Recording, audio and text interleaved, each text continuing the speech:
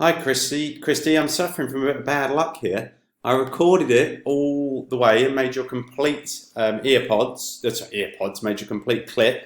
But then I realised that Screencast-O-Matic had stopped recording after 15 minutes. So I lost the end of my recording. So I'm going to have to go back and show you what I did. Now, I believe that together we've seen it up until about this point.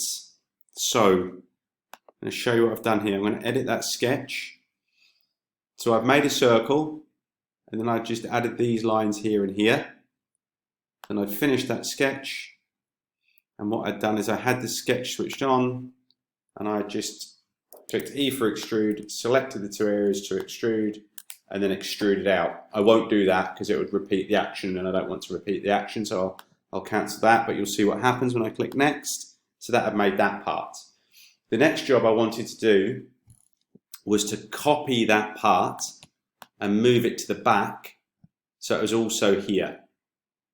Okay, now something I've done, or I do at some point in this video, is I realized that I'd actually made this the wrong size, because when I was talking to you I'd made both this and this 50 in length, and because I'd forgotten the thickness of these horns that we needed. So the fact that these horns kind of stick up, they're longer than that, but in line with this. So I needed to make that change. So I just went back in and edited the original extrusion, wherever that was. Yeah, here. I just went and edited that from 50 to 56. So that's made it longer, which is great. But this is now in the wrong place, so I'm about to move that. And I just do that by doing the move copy. So the way I'll do that would be right click, move copy, not faces but bodies, move that, what direction, and then the direction I want to move it. So I'll just move that along. And I'll have to type that in, so it looks like I need to move by, I think, 3. Yeah, so 3 would have been perfect, but I don't want to do it because obviously I'll do it later. So what I've also done here, let's go back one, I'll show you this sketch.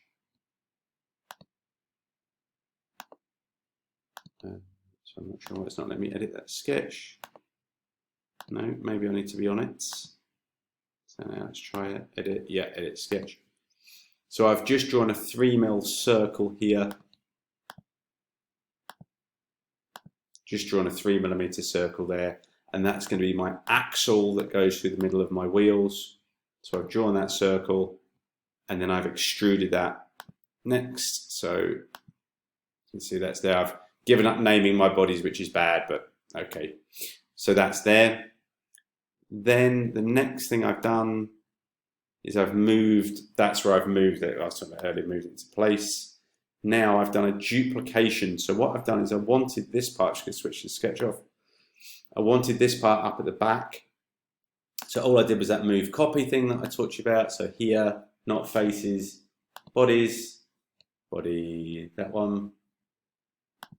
And this time I want to create a copy and I want to move it in this plane, and I want to move it to 50, I believe. I want to move it to -50, I believe. I just need to check that's in the correct place. Yeah, actually that should be -53. Beautiful. So that's now in place there. Okay, I will press cancel because I've already done it. The next job is to move one over here. So the way I did that was the same again. Move copy,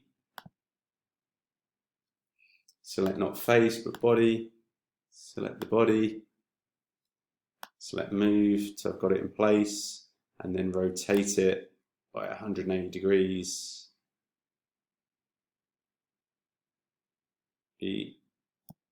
Okay.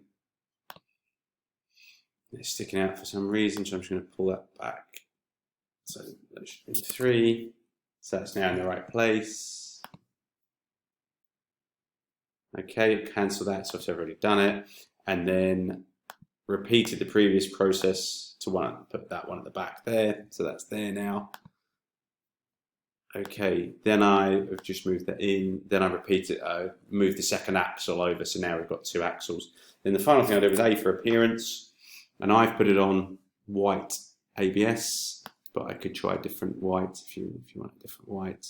There's these different types of white plastics, whichever one is going to look the best. And then I just ran it through the render environment, and I think that's looking pretty good. Pretty good there, pretty close to the thing you sent me. The only thing we really need to deal with is maybe putting this through here, but I'm hoping that you'll be able to do that based on the things we've discussed. Oh, and I haven't actually got that square at the bottom, I'd forgotten that, but you could easily add those bits in. I think these are the most challenging. So good luck, let me know how you get on.